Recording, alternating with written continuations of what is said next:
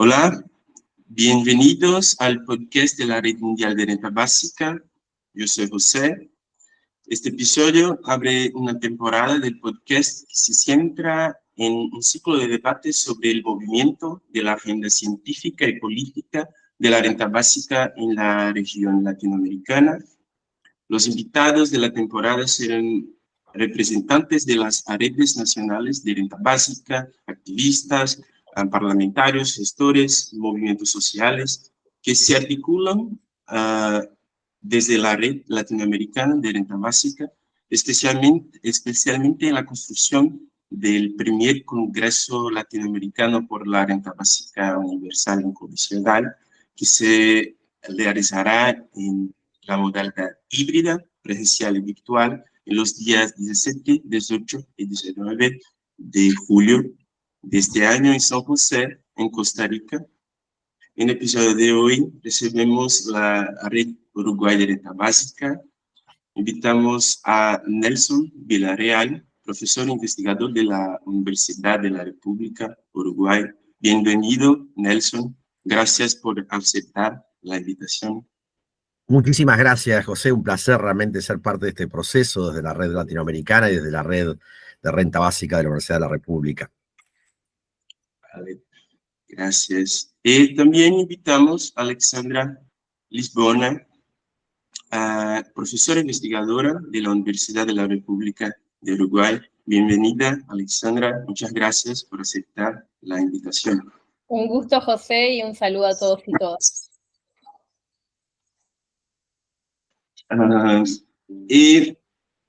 Vale, para empezar, me gustaría preguntar sobre sus proyectos de investigación que tiene relación directa e indirecta con el tema de la renta básica. Me gustaría conocer un poco más sobre sus proyectos de investigación. Alexandra y Nelson, ¿qué proyectos tienen con una relación con la renta básica que han producido en los últimos años? Bien, capaz que comenzar con el origen que también da parte a esta red que surge en 2017 en Uruguay, en la UDELAR. Tuvo un núcleo de investigación en la Facultad de Humanidades, en el área de Filosofía de la Práctica, donde justamente trabajamos en torno a lo más normativo, es decir, no desprender la cuestión de la renta básica de la construcción de la democracia, la construcción de lo republicano. Y desde ahí es que ese es el eje, uno de los ejes de investigación que hasta hoy estamos llevando adelante, y sobre todo en este desafío tan brutal que hoy estamos viendo. ¿Qué entendemos por libertad? Si la libertad debe ser posibilitada, debe valerse de oportunidades, y cuál es el tipo de iniciativa. Y entonces ahí justamente los procesos de investigación que comenzaron en ese núcleo liderado por una persona que ya ha fallecido, en el cual yo fui parte, venimos trabajando hasta hoy con algunos integrantes de la red, lo que es la fundamentación filosófica que tiene que ver con la perspectiva de por qué la renta básica no es un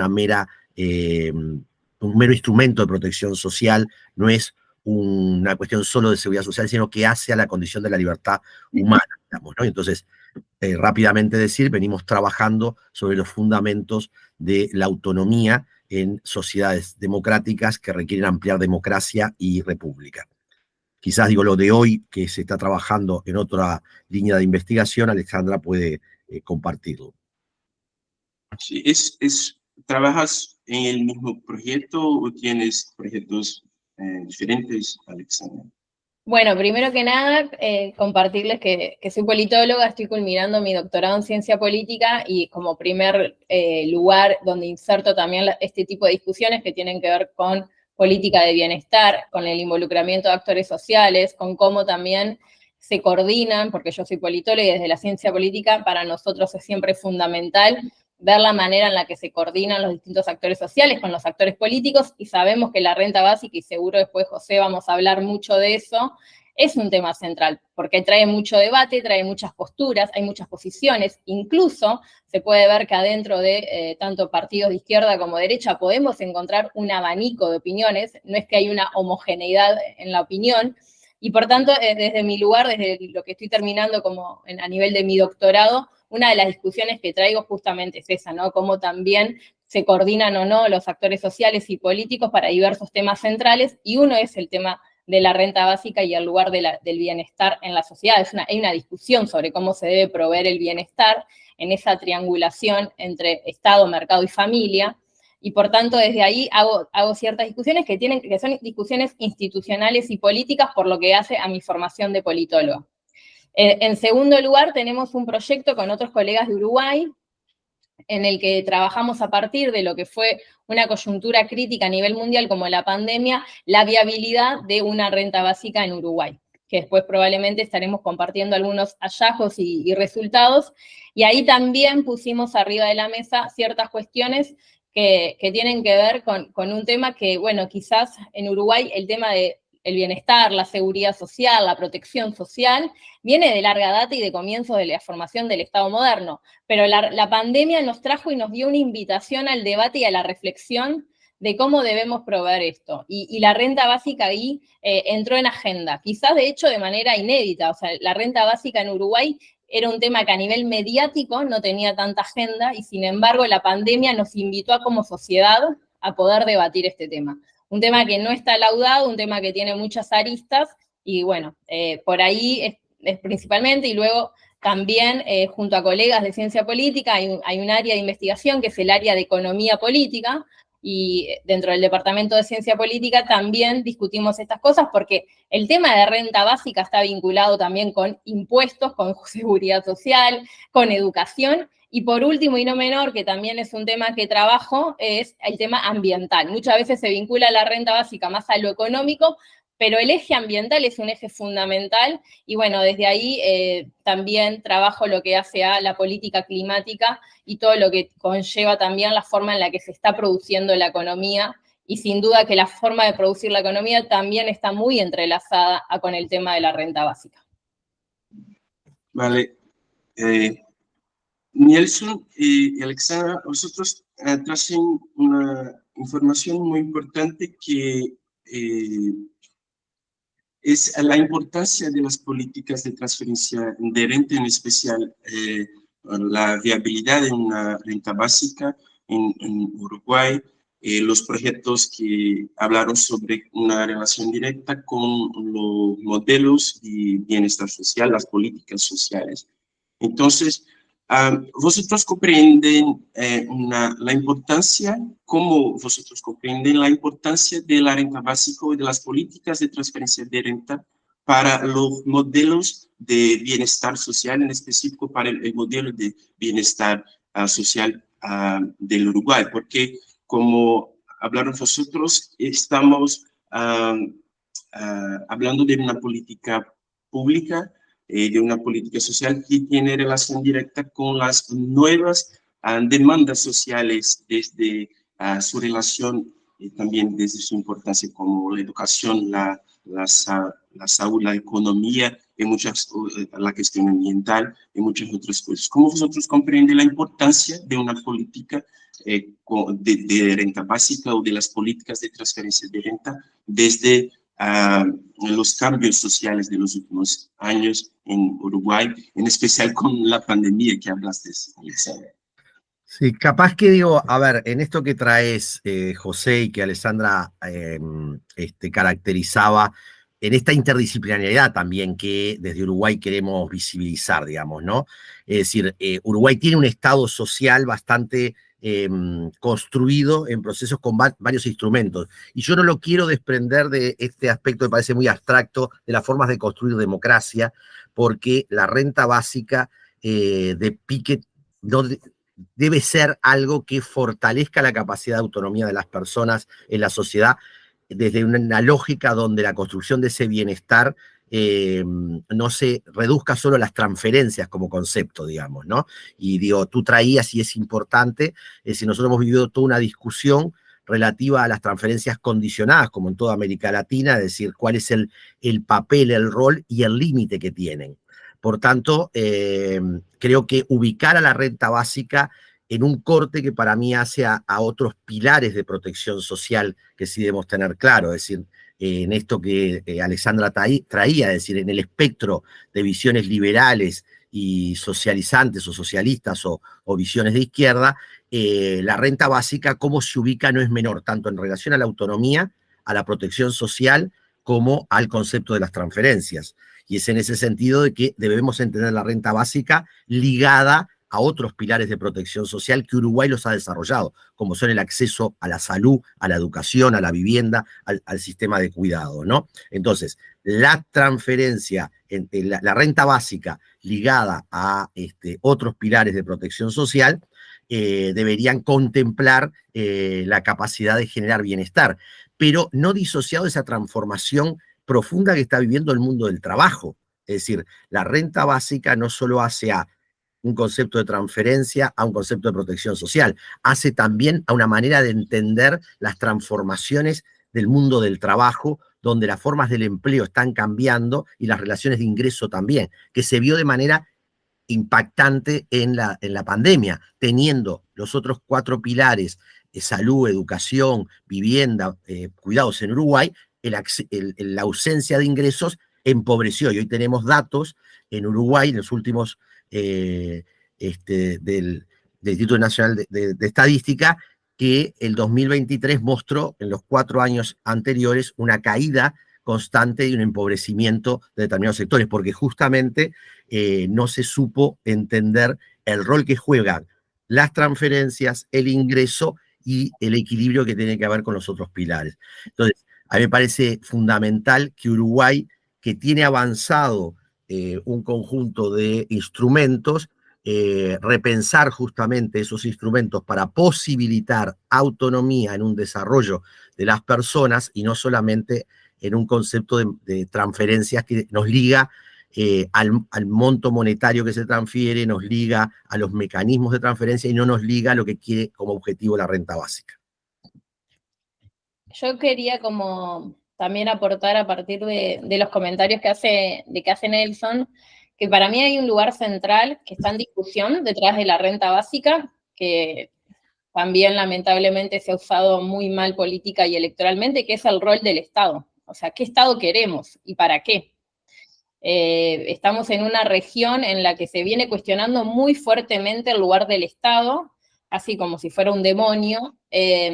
Quizás obviamente han habido problemas, todos sabemos que detrás de la función pública lamentablemente siempre aparecen episodios que no son nada felices, como de corrupción, clientelismo, nepotismo, etcétera, pero hay un cuestionamiento al rol del Estado que a muchos, y hablo en primera persona, nos preocupa. ¿Por qué? Porque el Estado justamente tiene un rol central en lo que hace a la producción de bienestar de la sociedad y en garantizar derechos. O sea, cada país tiene una constitución en donde seguro en los primeros 10 artículos de la constitución se está hablando de derechos, como nombraba Nelson, derecho a salud, derecho a vivienda, un montón de derechos que hacen a que las personas, los ciudadanos, tengan un determinado nivel de bienestar y por tanto se garanticen sus derechos.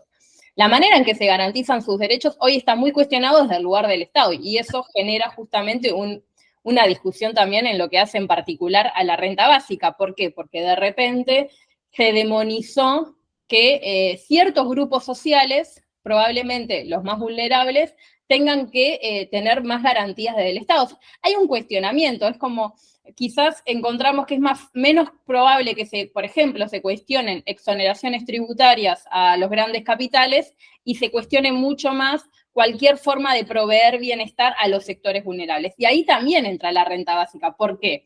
Porque cuando se habla de la renta básica y cómo es posible llevarla adelante, siempre se pregunta, bueno, ¿y quién va a pagar esto?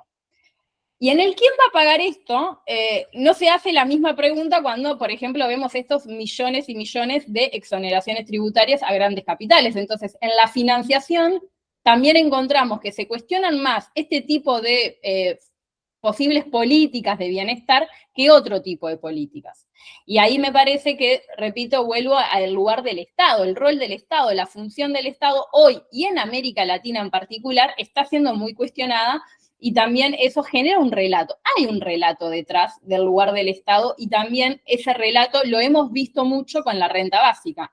En esa idea de, bueno, si hay una renta básica, las personas no van a trabajar más, como se está generando una cultura que desincentiva el trabajo, la cultura de que el Estado te soluciona todo.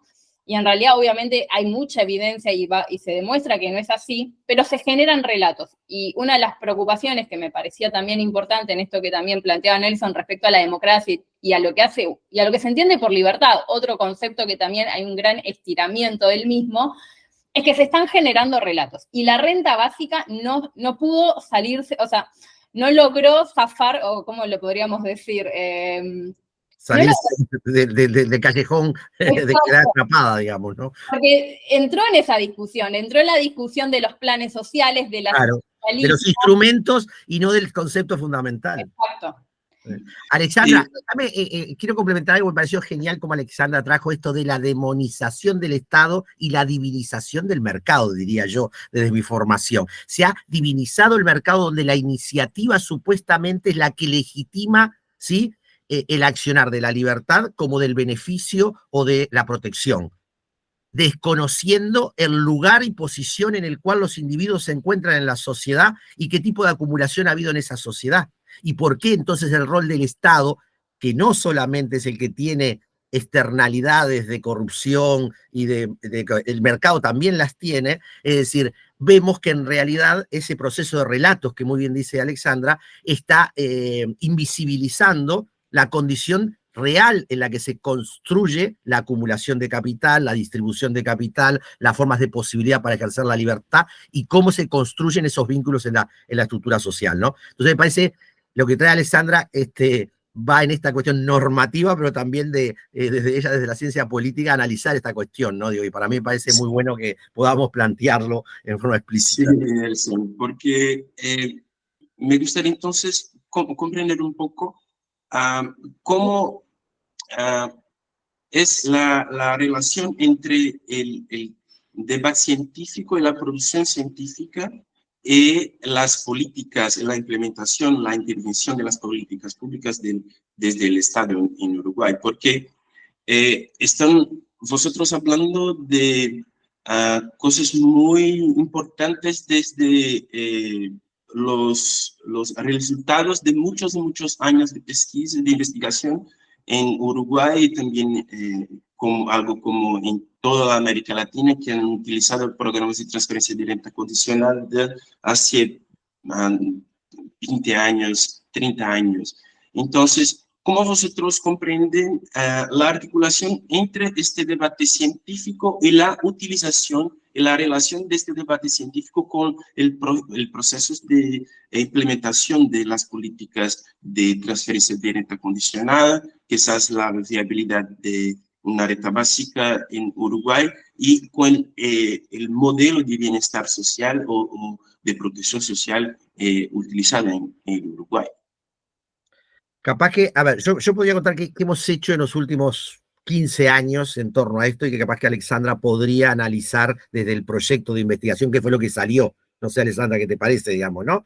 Es decir, a ver, si nosotros tomamos los últimos 20 años, ¿no? O sea, en el cual se inscribe también este proceso, en los gobiernos progresistas en Uruguay hubo un vínculo muy fuerte, como tú decías, en toda América Latina, las transferencias condicionadas. De hecho, el Ministerio de Desarrollo Social, desde la política pública, y abrevó en el diálogo con la academia cuáles eran las posibilidades de transferencias que siempre se veían condicionadas, más allá que el periodo progresista terminó con la conclusión de que no había que condicionar las transferencias y se acercaba desde la política pública a este análisis que estábamos haciendo de que la renta básica debería ser incondicional en razón de que eso favorecía la autonomía y las rentas condicionadas terminaban de alguna manera generando una dependencia, ¿sí? O sea, un mecanismo que reforzaba la exclusión más que la autonomía, digamos, ¿no? Pero esa conclusión no terminó efectivizándose en una política de transferencias no condicionadas porque este equilibrio que bien traía Alexandra, ¿no? O sea, que devuelven los pobres, como que si tuvieran que devolver algo, igual jugó de manera muy fuerte en la estructura política, digamos, ¿no? Alexandra traía el impacto que tuvo la pandemia, generó entonces en el sistema político una respuesta de la necesidad, y hubieron como tres posiciones. Una es, per se la pandemia debería tener una renta condicionada o no condicionada, pero es circunscripta a la pandemia, ¿no? O sea, hubo grupos a nivel de la política que generaron, y entonces la respuesta fue mayoritariamente, ya con un gobierno, una coalición conservadora, de condicionar aún más, ¿no? Esas transferencias o focalizarlas, ¿sí? En la izquierda actuó sobre la base justamente de dar el paso de la necesidad de una transferencia que no fuera condicionada, que generara en una economía circular posibilidades, que hoy luego de la pandemia nos damos cuenta que hubiera sido lo mejor para habilitar a determinados procesos, pero hubo una discusión tanto en el Parlamento, en los partidos políticos, en torno a esto. Ahí es donde entre el 2020 y 2021 la red de la UDELAR hacemos una propuesta de corto, mediano y largo plazo en torno a cómo llevar adelante una renta básica que primero tenía que estar situada en los menores de 18 años, en los mayores de 65 años, con una discusión de impuestos, con una discusión relativa a lo que favorecía en el desarrollo, de mediano plazo instalar una renta básica que pudiera tomar determinados sectores, y en largo plazo una renta básica universal, incondicional para todas las personas, digamos, ¿no? Por un lado, entonces, en relación a la política pública. Luego podemos hablar de la relación que hubo con el movimiento social, es decir, nosotros interactuamos desde la academia con el movimiento sindical, que es el PCNT, o sea, que unifica todo el sindicalismo en Uruguay, donde se trabajó más focalizadamente en el tema de la renta básica ligada a la cuestión de la discapacidad, es decir, porque es un colectivo que quedaba en gran exclusión de alguna manera, ¿no? Pero eso permitió el diálogo con todo el sindicalismo respecto a que una renta básica no va contra el trabajo, no va contra el empleo, sino que favorece la capacidad de autonomía del trabajador para decidir qué tipo de empleo tomar. Entonces hubo todo un proceso entre la red nuestra y el sindicalismo. A la vez hubo un diálogo con organizaciones sociales, religiosas, culturales, que estaban en la base social justamente demandando en el entorno de la pandemia, y eso permitió dar masa crítica e intercambiar, que hoy está concluyendo y estamos acercándonos a un proyecto de extensión con mujeres de asentamientos, con red de afrodescendencia, con organizaciones de base, para justamente que la demanda por una renta básica tenga mayor impacto en la política pública, ¿sí? Y para cerrar, en ese espectro, digamos, tenemos posiciones en lo político, en relación a la política pública, que hay actores liberales que consideran pertinente la renta básica, pero reduciendo la protección social, la seguridad social en otros niveles, ¿no? Y algunos sectores progresistas que la consideran transitoria, y sectores ligados al movimiento social, con sectores de izquierda, que consideran que ya es el momento de instalar, por las transformaciones tecnológicas, las transformaciones sociales que se están dando, una renta básica permanente e incondicional. Eso en cuanto a lo que nosotros hemos procesado, digamos, desde el 2004 a la fecha, en el proceso que estamos en interacción entre lo académico, el movimiento político, la política pública, la política social. Capaz que Alessandra puede focalizar mucho más en una investigación específica que hicieron parte de un equipo, ¿no? Así es. Si quieren ya les puedo, un poco contar esta investigación que, como les decía, surgió a partir de la pandemia. Es como con un grupo de investigadores, lo que hicimos fue justamente plantear la interrogante, bueno, tras la pandemia, ¿es viable o no una renta básica en Uruguay? Por más de que, como bien decía Nelson, hay temas que se venían discutiendo antes, pero claro, la pandemia nos dio ese pretexto mucho más fuerte para discutir, porque incluso a nivel político y mediático se instaló el tema.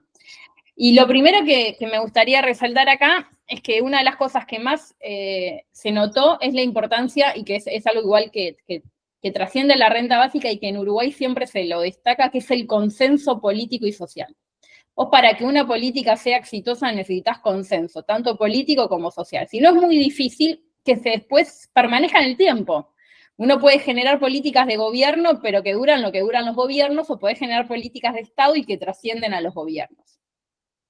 Y en esta investigación, que fue una investigación de 1 año y medio, en la que trabajamos tanto con desde reuniones, lo que se dice focus group, o sea, hacer reuniones grupales con organizaciones sociales, con dirigentes políticos, con representantes del gobierno como de la oposición, con representantes académicos, incluso entrevistar a periodistas.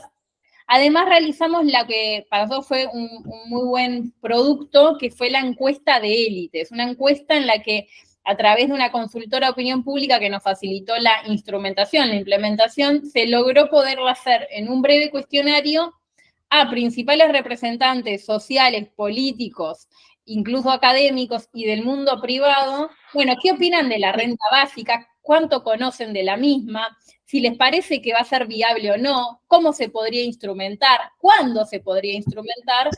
Y bueno, a partir de eso me gustaría como compartir algunos principales hallazgos, que reitero esta idea del consenso, porque en Uruguay si no hay consenso es como que no hay nada.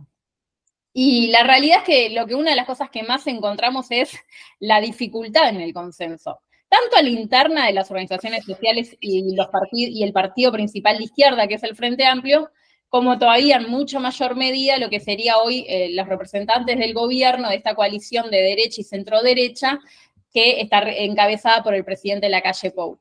¿Por qué? Porque, bueno, primero que nada, una de las cosas que encontramos es que cuando les preguntamos a las élites, cuando hablo de élites también es un término quizás muy cuestionado y qué se entiende por élites, pero estoy hablando de las altas cúpulas, más que nada económicas, pero también representantes sociales, dirigentes sociales, políticos.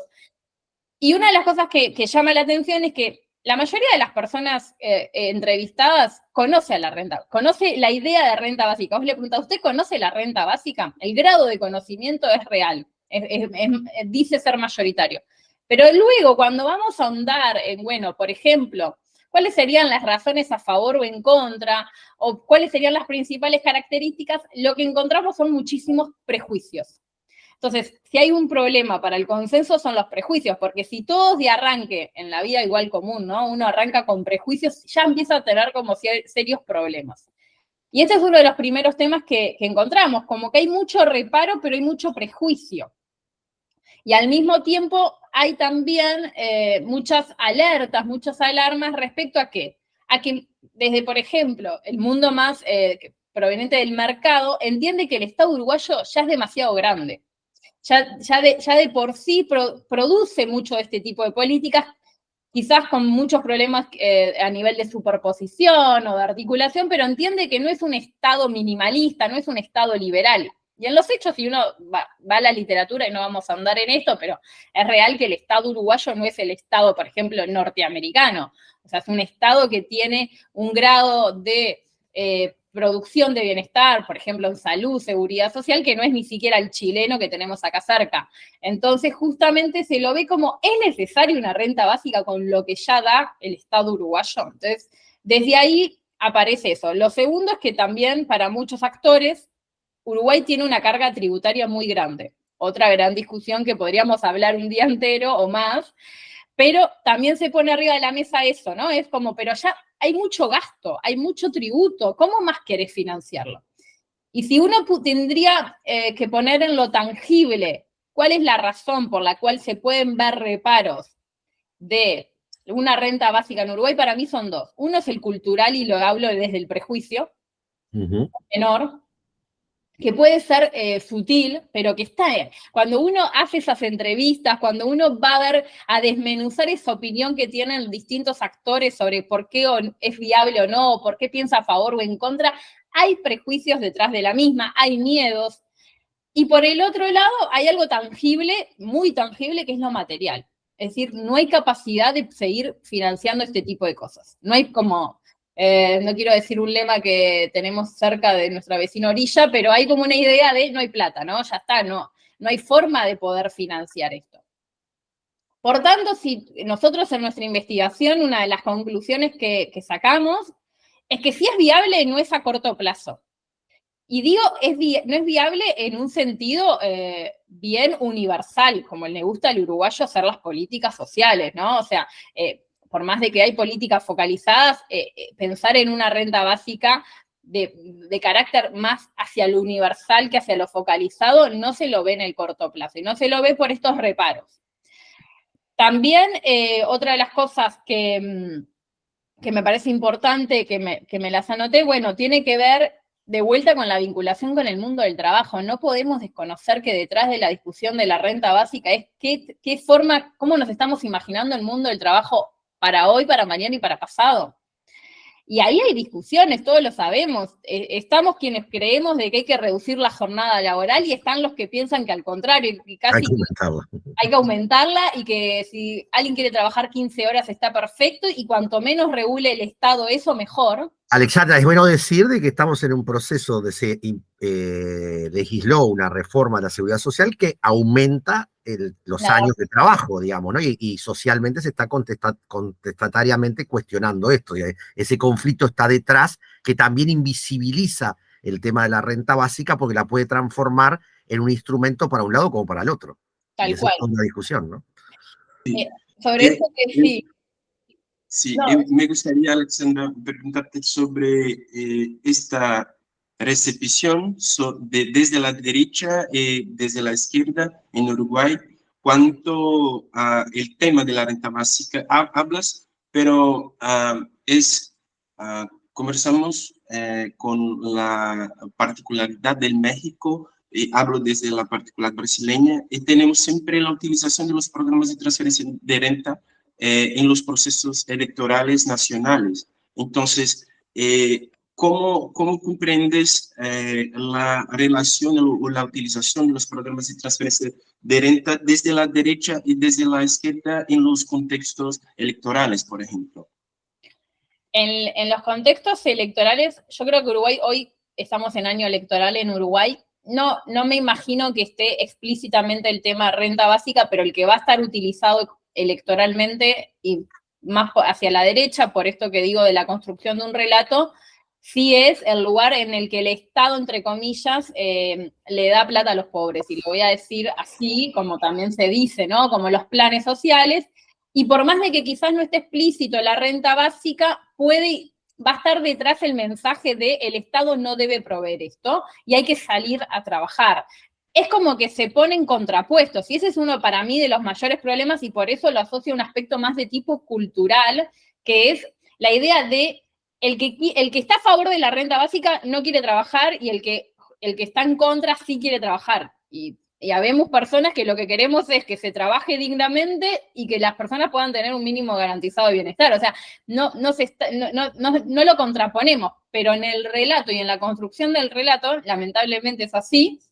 Me parece que ahí, una de las cosas que encuentro es que a la izquierda a veces le es muy difícil poder comunicar bien. Cuando hablo de la izquierda, hablo más de la izquierda partidaria.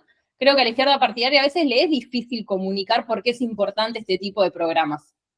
A veces ha fallado esta comunicación. Recuerdo cuando en el año 2005, al asumir el primer año del gobierno de la historia política uruguaya, del gobierno del Frente Amplio, le costó al principio explicar por qué era importante un plan de emergencia y detrás de la construcción de un Ministerio de Desarrollo Social.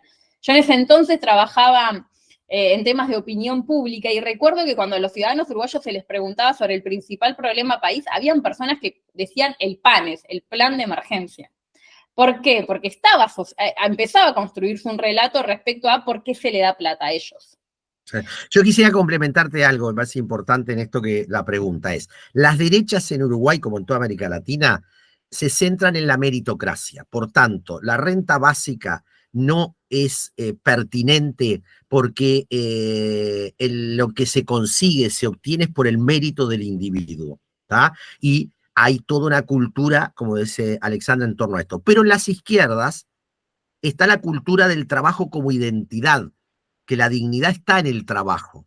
Por tanto, la dignidad no estaría en la condición de darle democracia económica a las personas. Se accede al ingreso por herencia, por iniciativa o por empleo. Y en esto, liberales e izquierda todavía perciben, unos por meritocracia, otros por la concepción que hay del trabajo como única lugar de identidad y de dignidad, que entonces la renta básica no traería dignidad, sea porque no está ligada a los méritos o no está ligada a la capacidad de producción. Y este es el debate fuerte de por qué la renta básica hay que ligarla a los procesos democráticos y no solo a un instrumento de protección social, no solamente a una transferencia, porque es un debate político, ¿sí? Es decir, más allá que en Uruguay se ha erosionado en el buen sentido de la palabra, ¿no? Es decir, hay un centro de investigación liberal que dice, sí, la renta básica podría ser, pero bajemos el costo del Estado en otros pilares y que la persona, con esa plata que se le ha transferido dignamente, ¿no? Decida su educación, su salud, todo.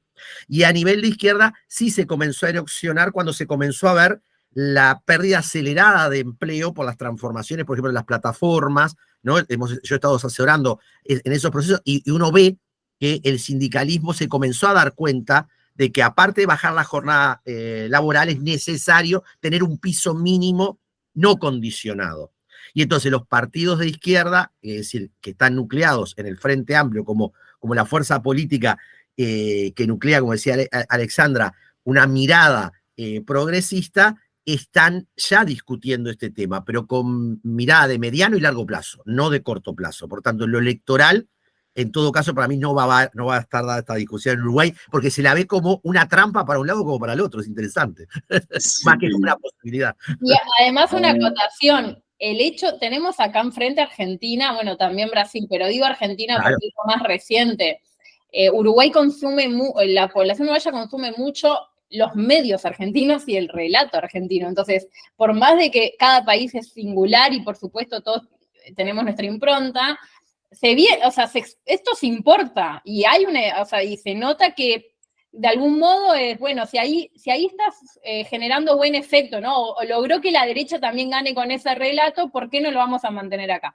Y esas cosas se notan en términos estratégicos electorales.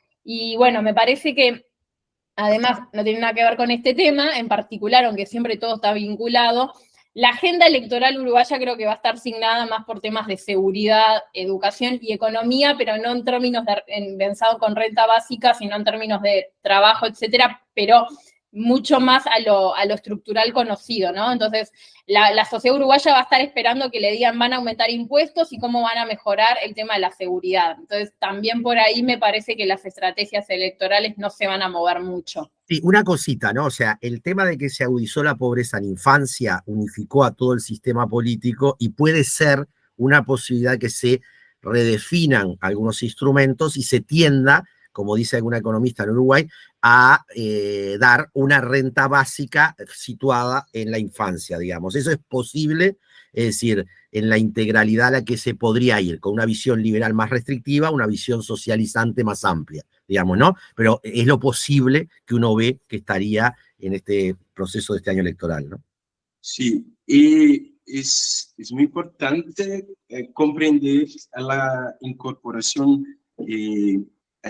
de este debate sobre la renta básica y las transferencias de renta desde su incorporación por los parlamentarios, por el gobierno, porque como hablaron vosotros, el tema de la renta básica y la transferencia de renta tienen una relación directa con el trabajo y muchas veces tenemos como el discurso y la ideología liberal o neoliberal de la meritocracia, como ha hablado Nelson, que también es un argumento muy moralista, porque si estamos hablando que no tenemos trabajo para todos, tenemos muchas veces condicionalidades y una discusión muy moralista sobre, vale, si damos plata a las personas, no voy a trabajar, no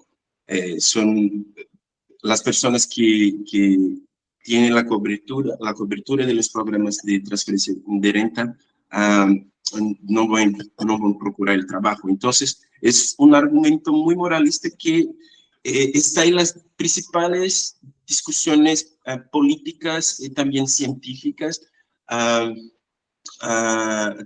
Cuando hablamos de transferencia de renta y renta básica, y comprendo que hablar sobre renta básica sería la cualificación de lo que comprendemos hasta el momento como los programas de transferencia de renta, en especial desde una crítica muy fuerte a esta concepción liberal y moralista de la meritocracia, por ejemplo.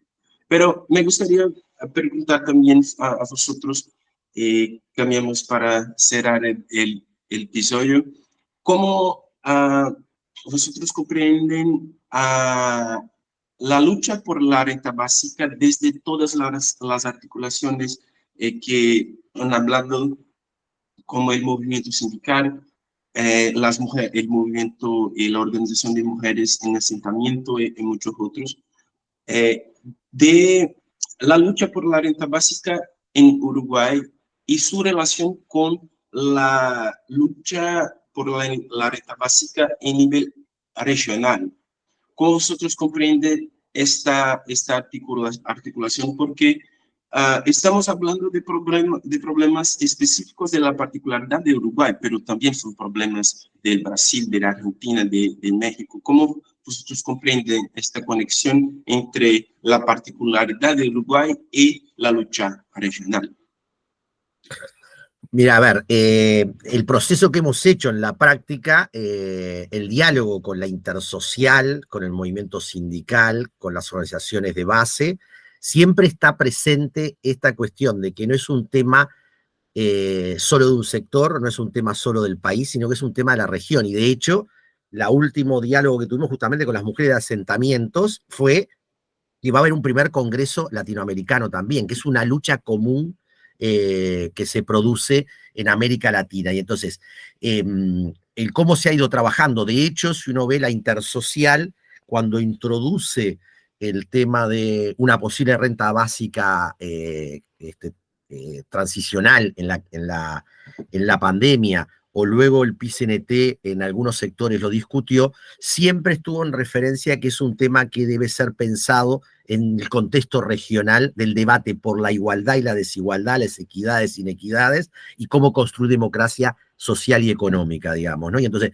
en esa perspectiva, la interseccionalidad es clave, ¿no? Alexandra traía el tema de no ligarlo solo al tema de lo económico, sino a lo ambiental, al tema de género, al tema de infancia, al tema de discapacidad, que son temas que están altamente presentes, digamos, ¿no? Ayer yo participaba de la coalición contra el racismo en América Latina y fui convocado por razón de mi rol anterior como secretario de Derechos Humanos, pero también por el tema renta básica, porque se está incorporando el movimiento afro a la discusión del tema renta básica para posibilitar autonomía. Entonces, por lo menos desde cómo se han construido las prácticas de diálogo entre lo académico y el movimiento social, que pretendemos consolidar ahora en un proyecto de extensión, tiene que ver con esto, que si no hay masa crítica en la sociedad, todas estas investigaciones que se hacen no tienen la capacidad de impacto, digamos, ¿no? Es decir, y creo que en ese sentido lo vemos en esta perspectiva, digamos, ¿no? De enriquecernos mutuamente y quizás pensar comparativamente la realidad de nuestros países en sus diferencias y en sus especificidades, podría ayudarnos a dar más fortaleza a visibilizar el tema de la renta básica, que es un discurso, tú decías, el moralismo de la derecha, pero también el productivismo que a veces la izquierda tiene, de que cree que solo pasa por, el mundo del trabajo en el sentido de empleo, ¿no? Es decir, que es necesario empleo digno, pero también es necesario pensar la dignidad de las personas más allá de la meritocracia y del productivismo. Como comentario, me parece que hay un tema de acción colectiva y de acción colectiva de las distintas organizaciones entre sí, de generar realmente acciones en común y no aisladas. Creo que hay un tema de que a veces cada uno va desde su chacrita, como decimos acá, a dar su explicación, su defensa, y me parece que si hay algo que se nota es que si hay acción colectiva las cosas funcionan mejor. Y luego me parece que a nivel regional se necesita de vuelta ciertas conducciones y liderazgos. Creo que la región ahí, para quienes están embanderados con estos temas, hay una sensibilidad que existe, pero hay una sensibilidad muy poco liderada. Y creo que a veces es necesario el liderazgo. Y a nivel regional, me parece que los años 2000 nos enseñaron que cuando hay buenos liderazgos las cosas funcionan mejor. Y creo que para este tema en particular, como la renta básica, y para las que, desde el lugar de las sensibilidades, y particularmente quizás de las sensibilidades más de izquierda y progresistas, faltan liderazgos regionales que puedan conducir mucho mejor este tema, que lo puedan comunicar mejor, que se pueda difundir mejor, y por tanto me parece que por ahí hay un gran reto para que esto también se pueda dar de otra manera, en el debate público, porque hay un lugar que es de deliberación, esto que yo decía del consenso, de poder hablar desde las distintas posturas, pero con menos prejuicios y con más apertura. Y para que haya una apertura en la escucha también se necesita esta coordinación y este liderazgo. Vale. Muchas gracias, Nelson. Y muchas gracias, Alexandra, por participar de este episodio del podcast y nos ayudar colectivamente con a mejorar la comunicación sobre el tema. Muchas gracias, Nelson, por aceptar la invitación. No, gracias a ti y agradecer que con Alejandra pudimos hacerlo conjuntamente para expresar la riqueza de un proceso que también en el equipo de UDELAR tiene sus dificultades, digamos, ¿no? Tratamos de transmitir lo mejor que hemos hecho. Gracias a José, gracias a Nelson también por este diálogo. Siempre está bueno también uno dialogar, intercambiar, así que agradezco enormemente. Gracias, José. Invitamos a todos los interesados a participar del primer Congreso Latinoamericano por la Renta Básica Universal Incondicional, que se llevará a cabo de manera híbrida, presencial y online, los días 17, 18 y 19 de julio en San José, en Costa Rica. Este es un otro episodio del podcast de la Red Mundial de Renta Básica. En nuestro próximo episodio recibimos a la Red Argentina de Renta Básica, y muchas gracias a los que nos acompañan hasta ahora. Vale, muchas